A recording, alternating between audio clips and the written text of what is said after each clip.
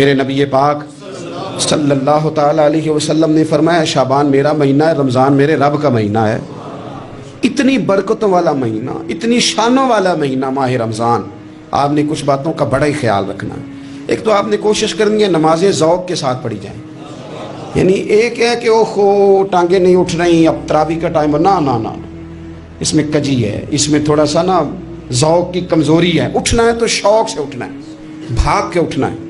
آپ نے مسجد کے ساتھ دلچسپی پیدا کرنی ہے، کوشش کرنی ہے مسجد کی صفائی بھی رمضان میں ہمارے ہی سے ہی آئے۔ اپنے علاقوں کی مساجد کی صفائی، نماز شوق سے پڑھنی ہے، شوق سے۔